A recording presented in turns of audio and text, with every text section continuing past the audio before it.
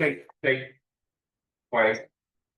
We're just not in favor of zoning this, that warrants a little property that's commercial, but half of it is not. Residential. Want to keep it residential. What's your address?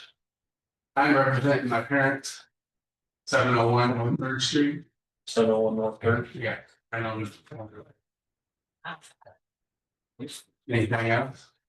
What are your concerns with the rezoning issue? Right, it's over. We live across the street and have lived there for 56 years.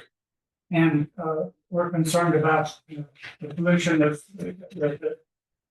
whatever they're gonna, we heard they were gonna put in a truck stop. And obviously, I'm concerned about, Expansive. yeah, Present. yeah.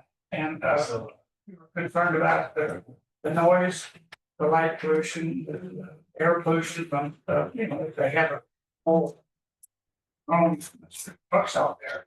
That's what we're, and I think all our neighbors, there's about 14 or 15 homes in our area on the North 4th and North 3rd Street neighborhood area. They're all nice homes, and I think that it's going to affect about 14 or 15 homes in that area.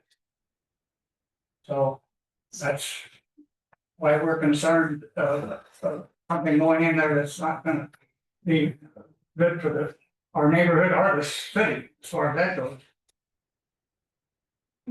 Okay. Thank you. Anyone got any questions? Appreciate it. Sorry. I ask you next. I didn't know we were gonna speak tonight because I thought we'd already done some of this, so I wasn't well prepared. Brad Clark, and I own residence with my sister on 619 North 4th Street. And it's been our childhood home. But when my dad passed away, we kept it. We're just concerned when you start putting stuff in there like that, the traffic, the environmental aspect of that, with the diesel fuel, the fumes, everything else, the noise. When we do stay up here 2, 3 o'clock at night, it gets pretty crowded in there. I mean, there's always diesel trucks going in and out of there. I was up there this weekend, and at least every time I looked out, there was at least one diesel truck in there, and I couldn't imagine if we had even just 6 or 7 diesel trucks coming through there. So we are against moving that from a residential area to a commercial area. I was telling Mr. Giltner, I heard, you hear rumors as things go on. It's like at one time it was performing oil was big about doing the dog parks. And I see a lot of people take their dogs out and walk in that lot and stuff. I'm fine with that. But, as a commercial place where at one time I know I thought we had blueprints of they were going to expand the footprint of the building itself. I don't know if that's true. As we've gone on through this process, a lot of stuff is what, I don't know if it's hearsay or truth, because, it started out, I think one of the first meetings when they mentioned that, when the lawyer was up here, and then the last mentioned that it was going to be, they wanted to do a truck stop. And then the last time the lawyer that was here was a different lawyer, I guess. He just said, no, we want to, zone it commercial because the accountant wanted to consolidate 3 or 4 line items. I'm like, well, that's not a good reason to just go from commercial or from residential to commercial. I thought last time, Mr. Twitchell, I think it was you that mentioned something as, if they would have started this a little bit at a time and talked with and done some things in the residential area, it probably would have helped a little bit, and not just come in and say we want to change it because what could happen, it may not happen. But definitely we are totally against zoning that commercial. Any questions for me? Sure. I just tend to agree with you that one of our duties is to consider their intended use for this zoning change. And I think, just agreeing with you, we don't know what their intended use is. I was going to say, since the last meeting, has there been any correspondence or communication with them declaring what they plan to do? Have we heard anything? We just had contradicting things from the first Right. from the first That's kinda meeting what I got. into the second meeting. And the reason why we're having the third meeting is we're making sure that we're trying to follow the process to the best of our ability. And make sure that, you know, we don't prevent any issues for the city down the road. Yeah. But give everyone an opportunity to be heard. Yeah. And And if you don't follow the process, they can come back with their lawyers and say, you know, you didn't do what you're supposed to do, and so we can do what we want to do. Right. So I appreciate you guys making sure we're following the process. Am I allowed to speak even though I'm on board? Yes. Okay.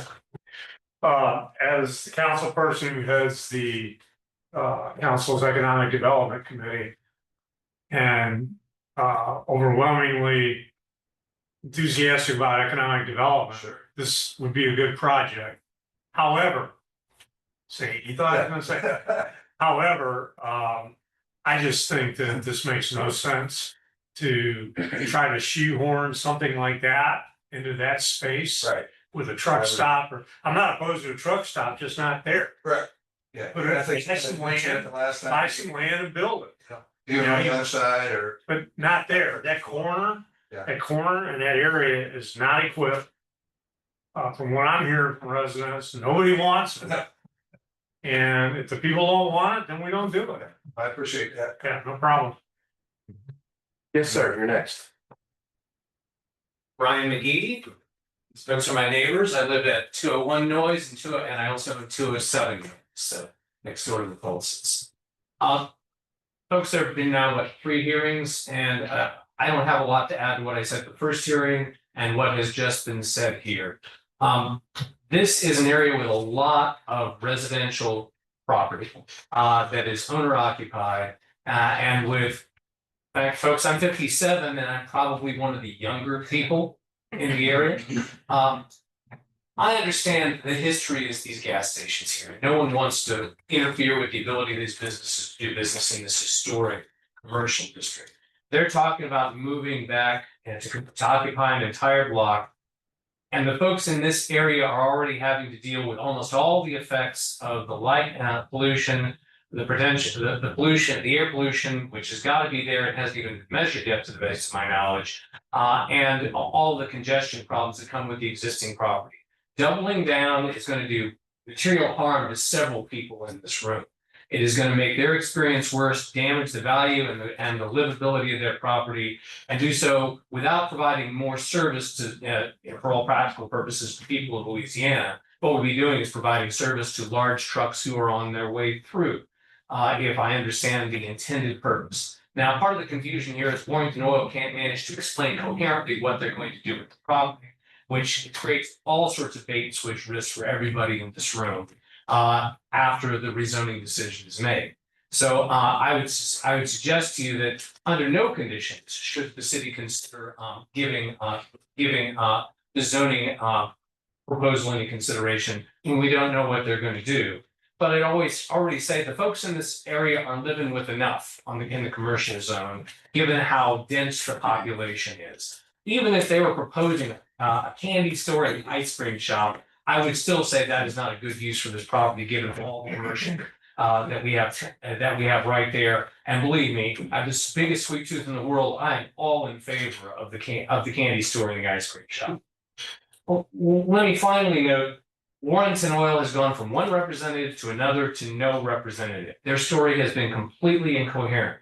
And all I have to do is open up their website and see a huge splash of a multi-acre gas and truck facility to know that that's the core of what they usually try to build. Now, they don't have the square footage to do that, even if they have the whole block.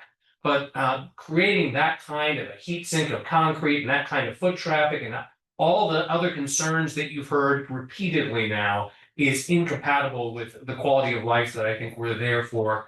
At 57, I hope to live there the next 40 years at least, folks. And I will do so. I will do my level best to live with whatever you do here, but please don't do this. It's going to be bad for me, and I think it's going to be worse for my neighbors who live in one house closer in than I am. God bless and have a great day. I don't think there's anything else to say. Thank you. Thank you. Is there anyone else who cares to speak?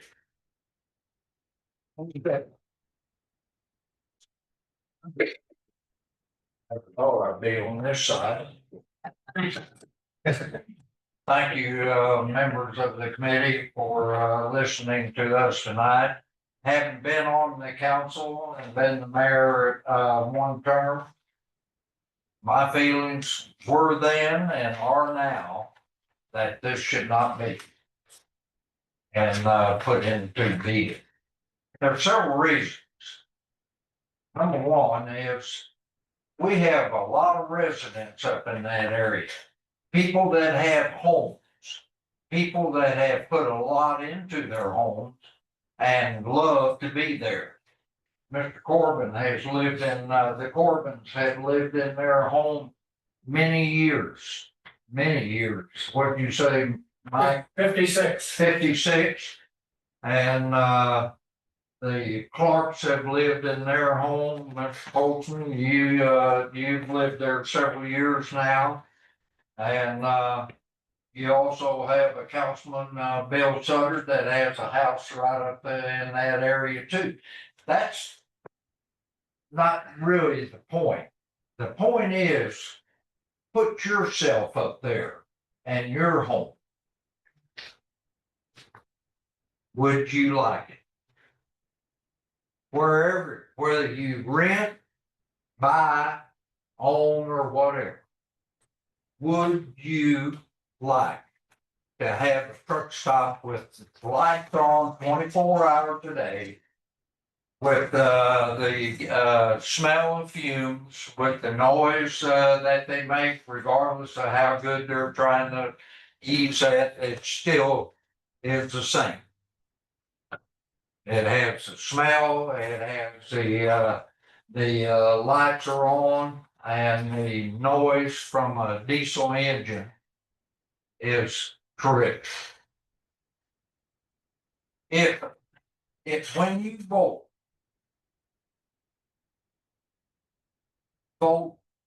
what if this was me? And if you feel strong enough to vote for it, if you were there, okay. But if you wouldn't want it, why would you vote? Thank you. Does anyone else care to speak?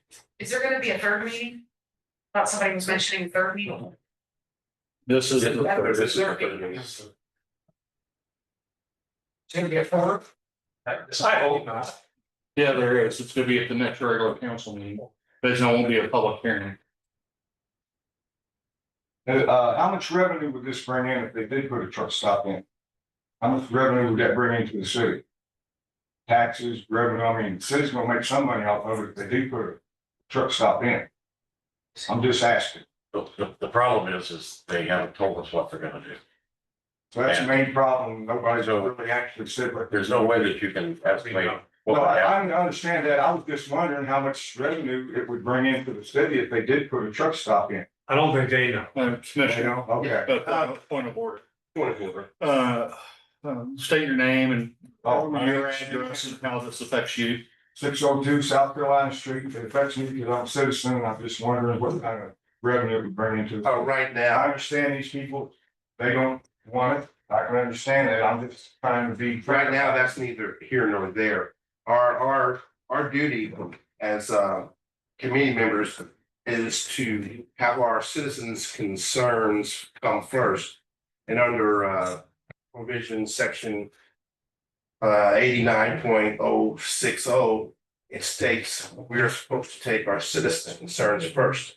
And this committee recommends to the council, and 2/3 of the council has to agree or disagree. Well, I just wondered. That's our duty.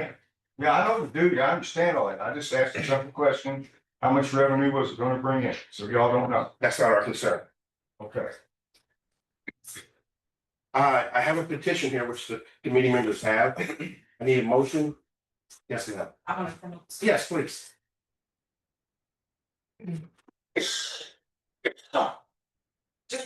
Hi, Carrie Carter, 1111 George Street. I know I'm not in the effect there that you guys are at, but as a new resident still here, we're trying to learn more about the city. Has anybody said to Warrington, we won't consider a zoning change until you have put in writing exactly what you are going to be doing with this space?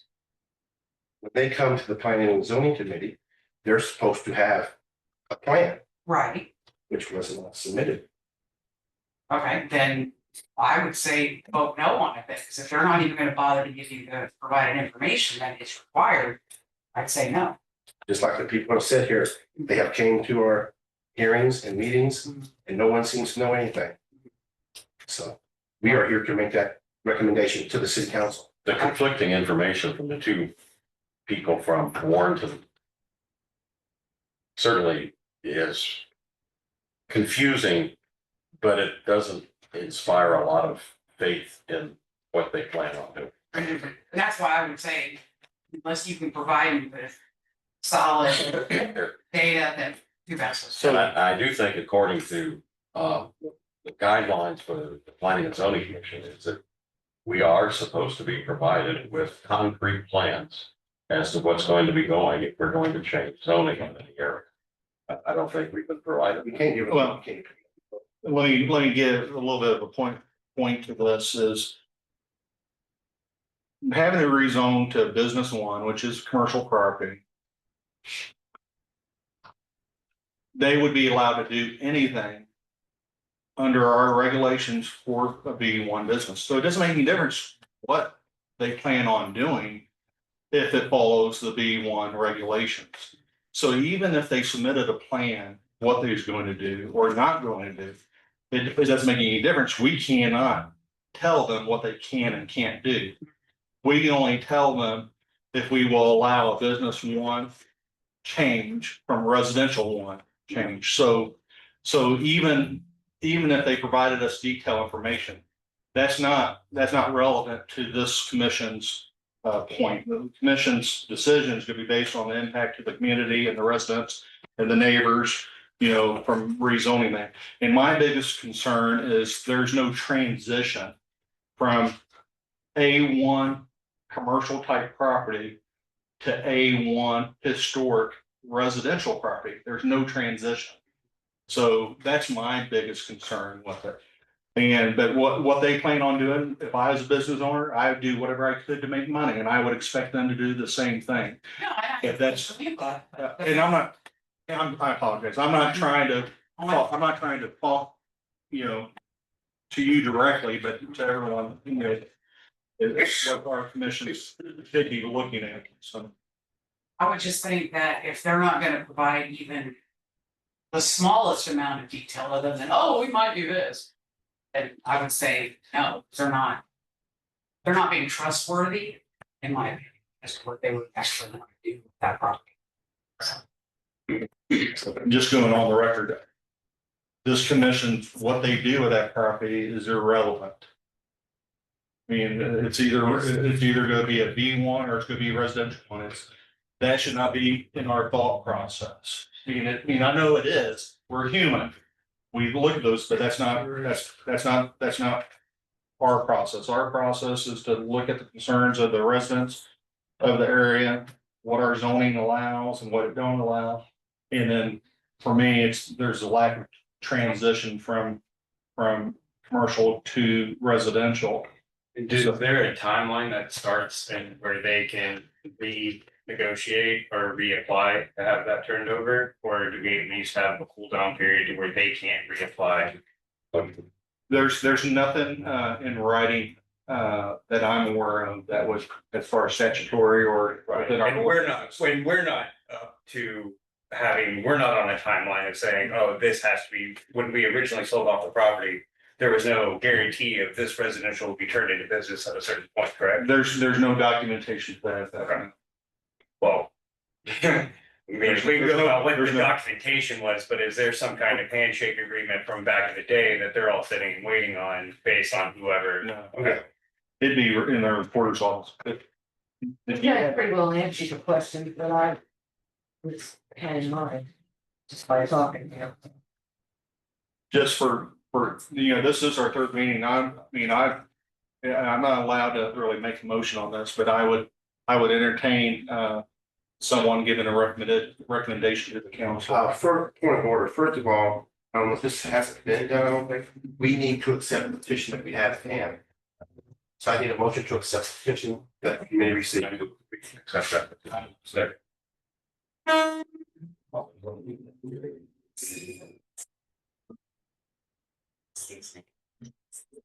And trade.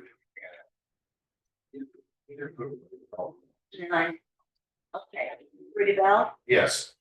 Ruth Shoemaker, yes. Tim Carter, I can't. okay, Mike Sherman, Woodrow Polson, Same. Like hands. Grant Hemphill, Yes. Steve Twitchell, Yes. Doris Henderson, Robert Brown, Tom Raridan, Trey Carnley. Yes. All have been called. The petition has been recorded. Now, is there a motion to accept or deny? I would make that motion that we should decide one way or the other as a commission. To accept or deny their, Yes, you can make one. yes, I have. made that. Councilman, you need to not make the motion on that, if you would. Oh, okay. Your liaison between the committee and the commission and the council. I will make the motion to deny, to accept the petition We already did that. You already and, did that. You got to, and to deny. the we need a rezoning. separate motion. You need a motion To deny. Motion to deny the rezoning. Second.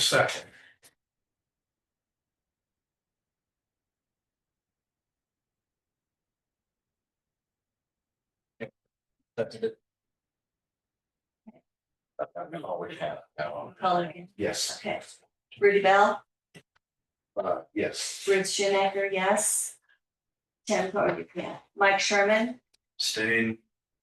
Woodrow Polson, Same. Grant Hemphill, Steve Twitchell, Can I vote on this? No, No. but Grant hasn't answered it yet. Wants to deny the Yeah. request. So, yes. so deny the re- Yes, Yes. deny. Doris Henderson, Robert Brown, Tom Raridan, Trey Carnley, Yes. all have been accounted for, yes. Yeah, That's the other council. yeah. Okay, so our motion is to deny. Recommended the council for deny. We'll recommend the council for deny. The council will take that up at our next regular council meeting.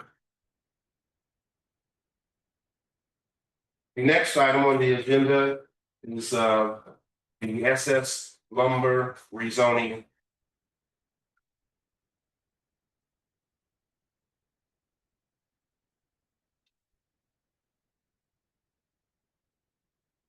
Is there anyone here that would care to speak for the rezoning? Yeah, my name is Mark Haddock. I live at 1002 Buena Vista, which is directly above this lot. So I have a couple of concerns that I need to at least make. One is, I'm gonna drive by this lot every day. I don't want this lot to be turned into a junkyard, for one. I am just above that. The other concern is, I don't want bright lights shining up on my house every night, all night long too. Those are two concerns. The other thing that I'm concerned about is there's already a spring that is located on Ashley Street, right next to this lot. That flows all the time. And it comes down and it cuts right through the middle of this lot. I don't know what is planned, what's gonna be done with that. Cause in the wintertime, it comes down that Ashley Road and floods the road and it's frozen pretty much all the time. So I guess those were my three concerns that I have. Questions from anyone? Any questions? Where's the lot located? The old hot concrete You ever seen it? plan, have you seen that plan? So as soon as you go down 79 south and cross the creek, it's that property to the right. Should you see railroad tracks? Thank And I did personally poll the area and everybody really wasn't against it, but the major concern was lighting. I don't want the lighting bouncing back. Can we request a photometrics? I can address those items for you. We're actually. State your name, the record. So I'm Greg Rackers. I'm part owner of LMO Properties, which we have a contract on contingent of this. I'll give this to you, sir, here, just to get address some of the details that you had and anybody else that needs a copy of this. Let me give you the written explanation here also. Was there anybody else that wanted information on this? Please, I'd like to. Okay. You can pass that down to I'll each of those. I'll hang on to one here and then I'll pass the rest of these around so you won't get it. And then you can hang on to one of these. You can pass it around the table. So the drawing that you see there, and I'll address each of them, but like the first one with the spring, you notice the spring. So it runs down which is not a very well maintained ditch alongside of Ashley Street. That ditch would be groomed, and then there would be a culvert where the entrance of this gate would be in, which this culvert would be basically straight across from that building. Then just below that culvert, or just past that culvert, there'd be a culvert that would run to pick up that inlet that would go all the way to, there's a current inlet in the middle of this property. There's two culverts that carry that water out from the property into the nearby creek. So if you look at the drawing, which I didn't have on there last time, you'll see it in black. You know, so it's about 120 feet of culvert pipe that will run underneath of there. So you won't have a wet area on the property, nor will you're going to improve the water flow that's now coming down alongside the road because of this. So it'll be a clean creek culvert, 40-foot wide culvert going into the property. And then as soon as you get just past that, the inlet will go across the property. So that would address that water area, and then it'd be a concrete inlet with a grate over top of it, pick up all the water that's on the property. So the water that comes anywhere on the property will flow to the center of this location and take the current two culverts out into the creek. As far as the lighting, and that's what states in writing here also. The poles, the height poles that we're looking at is 40 foot. The LED lighting, which is directional lighting, so it won't flow up towards your house. It'll flow so everything is on the property. It won't be like, you know, the high and then the light just expands everywhere. It's concentrated lighting on the top of the entrance. And then the last thing that you mentioned, which I think if you go in, you look at the second paragraph in there, it says the lot will be fenced with a 6-foot high chain link fence that will set 3 foot off the property line so we can keep the weeds down at all times. So we're gonna put the fence inside the property line. The entire lot will be gravel. It allows us to continuously walk around the exterior of it and keep all the weeds down on the interior of the property. So it will be kept very neat at all times. And it's only allowed to have, you know, standard type camper or boats, or if somebody has an individual, you know, vehicle or truck or flatbed trailer or something like that. Also addresses in there, the property will have a security system with cameras dusted on lighting. Which will be on poles on 40-foot tall and directionally keep the lighting in there. Everything should be quiet because the property is not used for loitering or working on any of their items. It's only a storage lot. So if they have to work on something, they have to pull it away and leave. It's only the in and out. And it's basically, you know, 10 o'clock shuts down, can't bring anything in, can't take anything out until like 6 o'clock in the morning, so not dealing with anything in and out throughout the night. So, because I would have the same concern if I there one. I would not want it to be a thing going on at all times. Anybody have any other questions? One of Mr. Haddock's concerns was it visually, possibly looking like a salvage yard or a junkyard. What could you tell him to kind of quell that concern? That would be, where it would be just campers, boats, flatbed trailers, things like that. So yeah, it's. So somebody couldn't park like a pile of scrap in their trailer? Nope. No. Has to be on wheels, has to be moved. And no offense, but who did the engineering for your culvert system? Or is this kind of based on what y'all are kind of seeing the needs and resources used there? So I brought somebody in that has done excavating and everything. Right. For 20 years. We didn't actually bring an engineer. But we looked at the scoping of the land and the amount of water that, you can see that's coming through there. Or that potentially could pick up from the hill.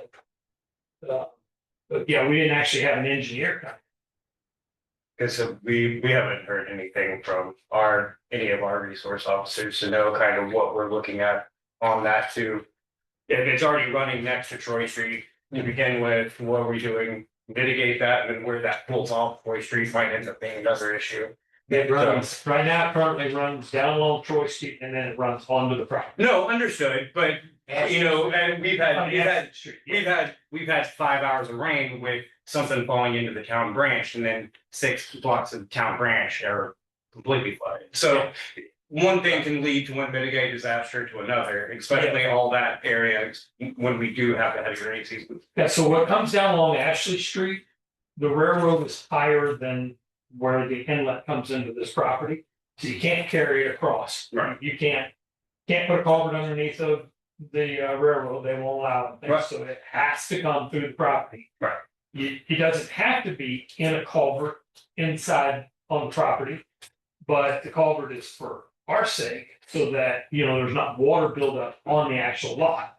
We want it to, whatever's coming down Ashley Street, we want it to stay, and which means we would have to pay to put the culvert in, so that we're not dealing with the added water on our lot. Understood.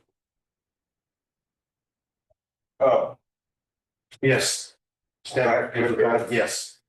I lived on Van Ever Hill for 50-some years, and that spring you're talking about, they've been fighting that, the city's been fighting that for 50-some years. Now, when they put the new sewer and water lines in running up Van Ever Hill, the spring used to come out right at the end of my dad's property. And it went under the road and it come out down below where Joe Elliott's house is. You don't know where that's at, down under the hill there. Well, when they put the road in, they messed it up and the spring started coming out and 90% of the water started running down the hill to the old cement plant. Now, if you put a drain pipe where that spring comes out, Fuji, or Chris Branstetter, when he worked for the city, went up there back, when he dug that spring all out, it messed up ever since. But if you put a culvert in there and get that water and put a tube where it can run under the road, go down where it used to run into that creek, that take care of 90% of your water problem. And then the lower part of the spring across from Pee Wee's house, they fought that for years. They dig it up, they put gravel, it'll come up in the ditch for a while, run, then it starts coming back up in the middle of the road. Like he said, it creates a big sheet of ice, people trying to get up the hill. So if you took care of that upper part of the spring, that would take care of a lot of your water problem. And you could fix it for when it rains, the water, but just the water coming out of the spring, fix it where it can run down across and go under like it used to, you shouldn't have much problem. Thanks. Thank you. Anything else, sir? Any question? Any questions, Board Brothers? I'm still concerned about the lighting. Everything else about this sounds marvelous, but I'm just wondering if we went with short pole, there's a lot less chance of that light spreading out. But that's my major, really my only concern. Yes. Because is the other campground 24-hour lighting over there already? I guess I could ask. It's not, they shut down or no, or is it? Well, there's not really any lighting. No lighting. Okay, so that would be the other thing I would only worry about is that anybody that we do have, recreationally using that campground, Well, Now they have a this car is lot not next door. camp, this is not camp. No, I'm saying a campground that existing across the street from Yeah. here. We have those tourists and people that we want to keep happy as well, because we Yeah. get a lot of our fishing visits, and yes, there's some long-term stays. Yeah. But I don't wanna involve that with the lighting. And what's the elevation of your property at the ground of this site? Do you have an idea? Exactly, elevation or how much? No, I mean, from two different levels. I'm just kind of curious. About 2 telephone poles high. 23. maybe. Yeah, I would say probably. So the light, the top of the poles would still be below your level, I guess, is what I'm asking. Yeah, that'd be close, I think. Yeah. Yeah, I would say if you lower the poles a little bit would help. Well, I don't here's, know if we have the right to. we can't tell you what to do. We can't, all we're trying to do is make everyone happy. Yeah, exactly. But, I mean, one of the things, and I don't know if you'd be opposed to it or not, but even with 40-foot poles is if the lights can be moved down, if it was an issue. Yeah. You know, all right, let's lower them down 10 feet. If it would work. It may not have no issue. I'm just throwing something back. Yeah. Sorry, but currently we're still trying to determine whether or not we should change its format, right? So the property was always commercial until the city implemented zoning back in the mid-80s. And back in the mid-80s, it was zoned residential, but it's grandfathered in. And it lost the grandfather as soon as the business left. Yeah. So that's why we are looking at it right now. Yeah. So. It's fairly lit up down there now, so you wouldn't really need that many lights, would you? We were only planning on 3 poles anyway. That's not really that much light. And the 3 poles will be right along the wall that separates between the upper level and the lower level. And so those 3 poles that would be through there, the majority of the lights are gonna be shining to the lower level, because that's the majority of the lot, you know. But you still would have 1 light on each of those poles that would be facing the back. Those lights could be lower because it's a shorter distance also, and then it wouldn't affect, you know, your property. So the ones on that upper side, there's no need for them to be higher than, 20 foot. So. Other concern? I'll just say one word. If your proposed plan on part of the culvert and everything would improve what we have now. Oh, yeah, and if we cleaned out the ditch, which is along there, Right. and we still put rock back in the ditch, the bigger rock. It's gonna be better than what it is right now. And it will carry more water without the water getting onto the road, because we'll make it deeper right away. And we don't want it to be drafted. So it would be better all around. The aesthetics of the property will be better looking than what is currently there. The safety of the property would be better than what's currently there, because it'd be fenced in. You won't have to worry about people pulling in there, messing around and hanging out and loitering what they currently could do. And how close does that come to the railroad track? 50 feet. That's the railroad rule. 50 foot from the center of the tracks. So we would then be 50 foot from the center plus 3 more feet, because we would want to be able to, no matter what they did, be able to walk all the way along there, keep the feet down. Mr. Haddock, would you say that your concerns have been alleviated? I feel better about it. So you would be comfortable if it was rezoned? Yeah. Well, with that, I would like to make a motion to recommend the approval of the rezoning request from R2 to I2. If I can second it, I will second it. But I don't know if I can. What's on else? Okay. I'll second it. All roll. You're not right. Yeah. Rudy Bell, Yes. Chris Maker, yes. I know. Can I call your Yep, name? yeah, you go. Tim Carter, Yes. Mike Sherman, Abstain. Woodrow Colston, Yes. Grant Hemphill, Yes. Steve Twitchell, Yes. Doris Henderson, Robert Brown, Tom Reardon, Trey Conley. Yeah. Motion passed.